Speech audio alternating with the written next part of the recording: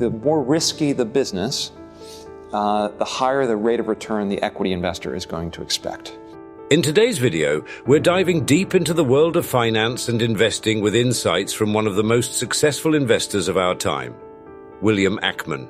We will cover the fundamental concepts you need to understand when it comes to building and investing in businesses, making smart financial decisions, and leveraging the power of compounding.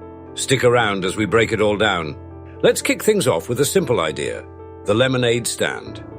William Ackman uses this basic concept to explain how businesses start and how money flows through them. So, imagine you want to start a lemonade stand. You decide to form a corporation and sell shares in your lemonade business to raise capital.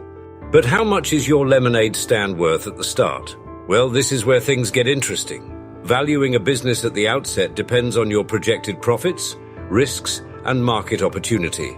If you raise capital by selling shares, you're giving investors a stake in your business, and they're hoping for a return on their investment. Now, to get that money, you have two options: debt or equity. Let's break them down. If you borrow money to fund your business, that's debt.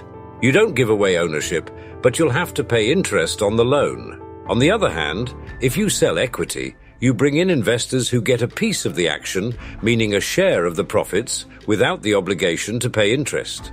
The catch? You lose some control over the business. The key is balancing the two. Using debt can help maintain ownership, but it also comes with the risk of not being able to repay. Equity is less risky, but means you're giving up a portion of your profits. All right, let's get into the nitty-gritty financial statements. These are your tools for measuring the health of a business. There are three core financial statements that every investor should understand: the balance sheet, the income statement, and the cash flow statement. The balance sheet shows what a business owns, the assets, and what it owes, the liabilities. The difference is the owner's equity. The income statement breaks down revenue and expenses, showing the profit or loss over a period. The cash flow statement is key to understanding how cash moves through the business, whether the company is generating enough cash to meet its obligations and grow. By having this knowledge, you can get a clear picture of whether a business is healthy or struggling. Let's use Ackman's lemonade stand example again to evaluate whether to keep running the business or sell it. If your lemonade stand is making a profit, but the growth potential is limited, maybe it's time to think about selling or scaling up. You need to project future earnings to figure out whether the business is worth continuing. Will the stand keep growing, or is it time to cash out? One of the most important lessons you can learn is the power of compounding returns.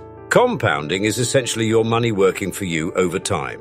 The earlier you start investing, the more your money can compound, and the greater your wealth can grow.